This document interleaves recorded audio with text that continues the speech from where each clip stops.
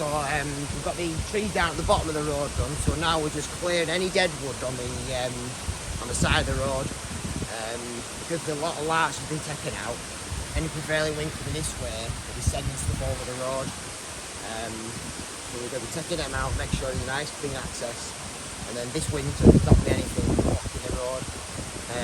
Wow, wait, look at it. Incredible that. That's 2 Douglas firs, Pseudotsuga menzii, and these are like huge. Can you look at the phone box?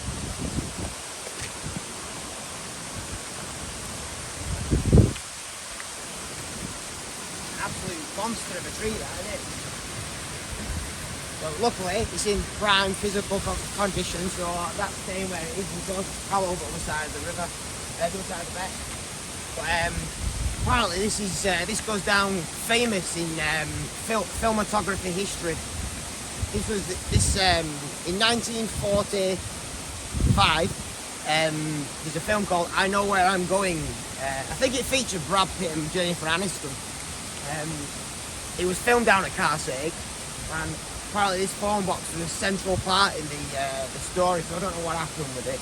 I don't know, maybe like every other English post box. Maybe Brad Pitt had a twist behind it or something when he come out from the pub. I don't know. But anyhow, I'm waffling. But it's just like, I really like the look of that. It's a huge monstrous tree. So let's get back to business. So the estate manager's taken a lot of larch out. All the hardwoods have been left. Then on the lower side, there's a mixture of Douglas fir, and we've got some silver fir, which is AB's Alba. Some spruce in there as well. So these trees, like I say, the gardener died in 1860, I think. And when we felled the horse chestnut, that was 170 years old. So the gardener must have planted a lot of these trees here. There's some monster ones, so I don't know in the past whether it's been thinned out, and these are what's left. But oh, look what we found here. That's a bit of a bugger of a tree, isn't it? So, so this silver fir's blown over. Still attached to the root plate, and I don't know if you'll be able to see, but it appears it's just wedged in that little crook up there. So what we'll have to do with this is to cut it off at the root plate, try and spin it, but I don't think it'll come down. What we can do is we can get a rope around the bottom, fasten it to a tree, and then we can get a turnbuckle, and then it'll pull the tree this way, and hopefully it should drop out the fork then. What else?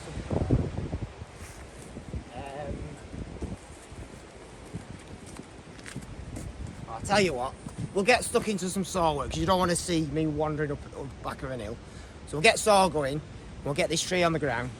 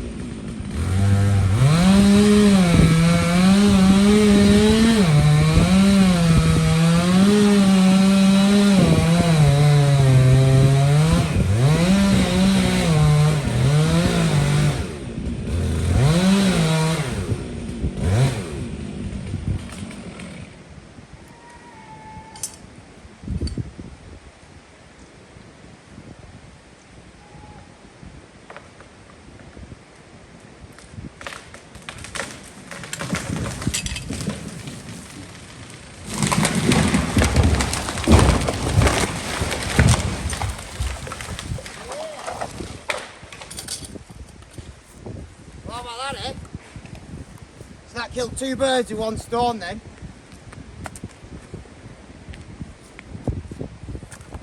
So this dead one's come out, and luckily as it fell, it knocked that 45-degree one out, so good work. But it's kind of like it's taking money out of our pocket because we've saved ourselves half a day of work there. But you can just see how far down the bank it ended up, and where it's like got to the point there, it snapped. So if some storms come in, that'd probably come down. Safe. Next one. So we've got a storm on the way, so we better get our skates on and get some trees on the ground. We've got 3 6 spruce here, so they're my CRABs. So there's a line of spruce coming all the way down here. As you can see here, there's some damage to this one. The cambium layer of the trees come off. The mycelium's setting, it's already started to decay the tree. And as you look up, this is dead. There's a doornail. Next to it, so there's an operator thing right that's coming down. Have a look down. There's a big root plate there. So at some point in the past there's been a big tree here. It's come down, it's clattered into these. You can see all brash here where someone's tied it up. As the trees come down, it's damaged the cambium layer on these 3 trees. Killed them, so we're going to take these out before they blow down.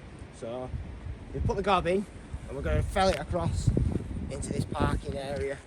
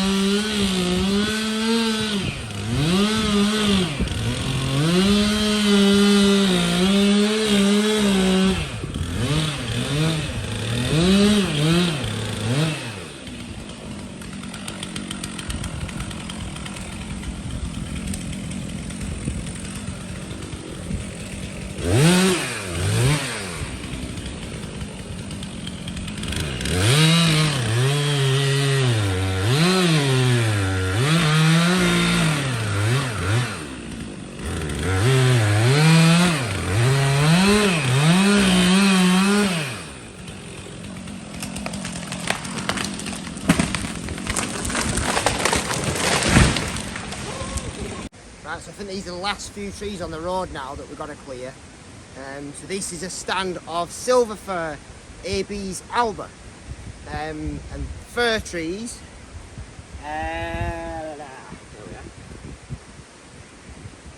Fir trees always have the cones set above the branches. So if you look at a spruce tree, the cones will hang down and then the cones drop off. But the cones on a fir tree will only drop off in springtime. So what they do is the cones are set above the branch, and then they open up this time of year, and then they drop the seeds. So they're quite tricky to identify conifer trees, but you give like every tree has like a little hint as to what species it is or variety. So these are silver fir, AB's alba. I'm not quite sure what's happened to this stand, but as you can see, there's like half a dozen here that are all dead and snapped out. So we're going to fell these onto the road. Road's closed. We've already felled the tree across the road, so no one can come up. The van's blocking the road at the top. We're going to knock this one over, and then we'll send the rest that way. So